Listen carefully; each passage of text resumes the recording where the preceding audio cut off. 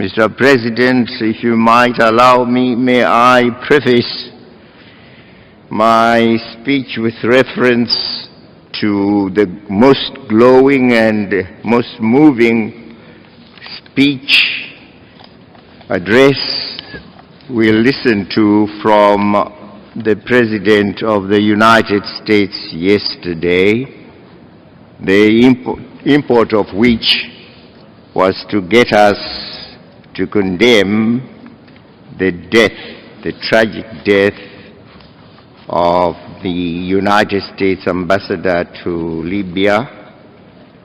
And I'm sure we were all moved. We all agree that it was a tragic death indeed, and we condemn it.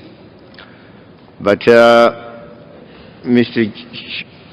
President, ladies and gentlemen, a year ago, we saw a barbaric and brutal death of the head of state of Libya, a representative of his country, a member of the African Union. That death occurred in the context in which NATO was operating supposedly in order to protect civilians. As we in spirit join the United States in condemning that death, shall the United States also join us in condemning that barbaric death of the head of state of Libya, Gaddafi? It was a loss, a great loss to Africa, a tragic loss to Africa, occurring in circumstances in which NATO had sought the authority of the United Nations Security Council under Chapter 7 to operate in Libya in protection of civilians who were said to be at the mercy of the government of Libya led by Col Gaddafi. The mission was strictly to protect civilians, but it turned out that there was a hunt, a brutal hunt of Gaddafi and his family. And Gaddafi and his family were sought.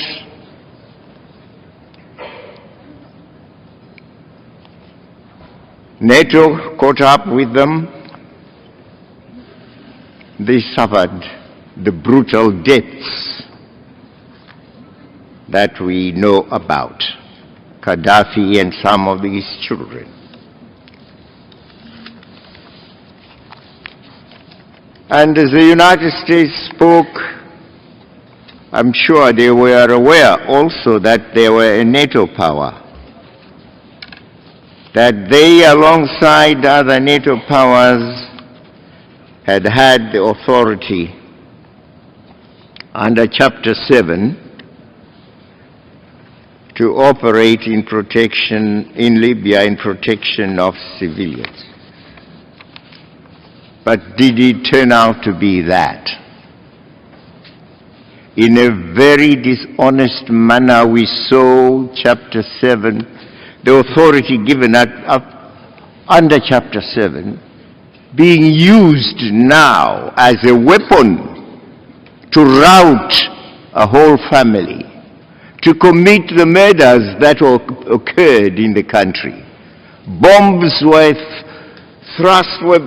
thrown about in a callous manner, and quite a good many civilians died. Was that the protection that they had sought under Chapter 7 of the Charter. So, the death of Gaddafi must be seen as in the same tragic manner as the death of Chris Stevens. We condemn both of them.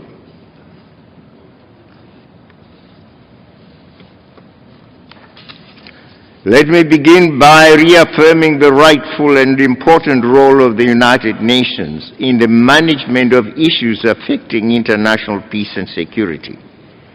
In the quest for a more just and equitable international order, Zimbabwe remains strongly opposed to unilateralism and is committed to multilateralism. We therefore would like to see a United Nations that continues to be a guarantor of world peace and security and a bulwark in the fight for justice and equality among nations. It behoves us all, therefore, to take the necessary steps to ensure that the United Nations is not marginalized on international issues. Equally important, the United Nations must in future never allow itself to be abused as it was in the case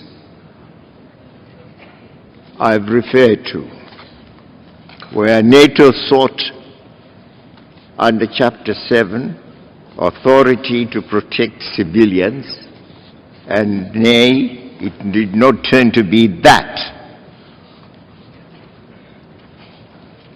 Nations must in future never allow itself to be abused. The United Nations Security Council must never in future allow itself to be abused by any member state or group of states that seeks to achieve parochial partisan goals.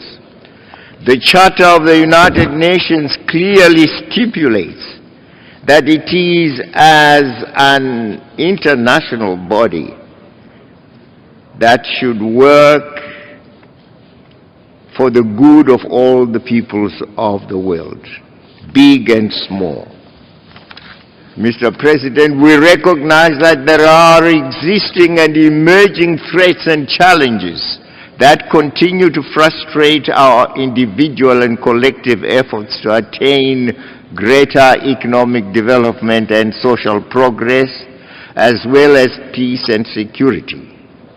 But the increasing trend by the NATO states, inspired by the arrogant belief that they are the most powerful among us, which has demonstrated itself through their recent resort to unilateralism and military hegemony in Libya, is the very antithesis of the basic principles of the United Nations.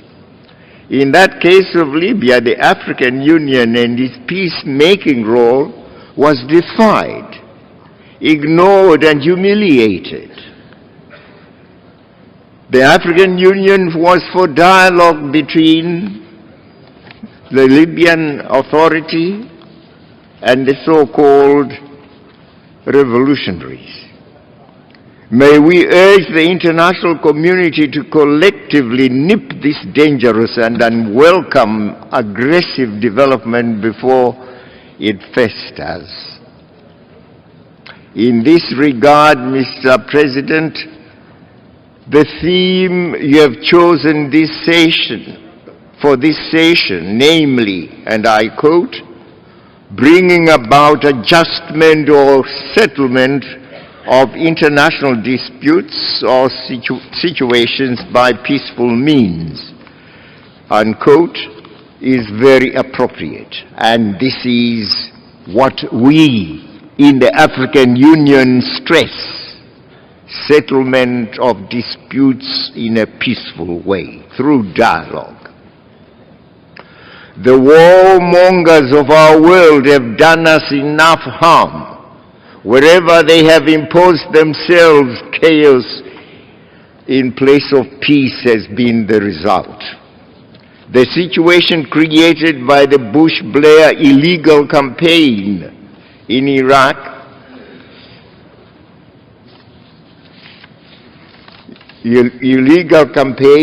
undertaken because it was alleged that Saddam Hussein had weapons of mass destruction, when it was well known to these two and their governments that he did not have such weapons. And indeed, after invading Iraq, doing lots of havoc, and getting rid of Saddam Hussein, they admitted that he had no weapons of mass destruction. And so why had they, in the first place, attacked Iraq? Why did they seek to get rid of Saddam Hussein? Was it merely because he was a dictator, as they alleged? No. He was head of a country which sat on tons and tons of oil. It was oil they required. And we saw companies rushing. Indeed, one company was headed by the brother of Bush, rushing to suck oil from Iraq. And this is what happened also in regard to Libya.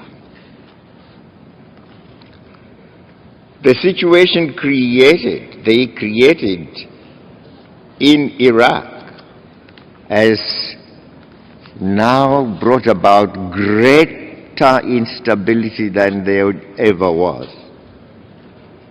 You have the Sunnis rising against Shiites, and vice versa, let alone the disastrous economic consequences of that unlawful invasion. The economy is unstable, society unstable, people fighting each other. Libya has been made equally unstable following NATO's deceitful intervention under the sham cover of Chapter 7 of the Charter of the United Nations and the phony principle of the responsibility to protect. I listened to the speech made by the Secretary General. He made reference to this principle. It's a principle that can be abused and has been abused. And in any way, it is still being debated.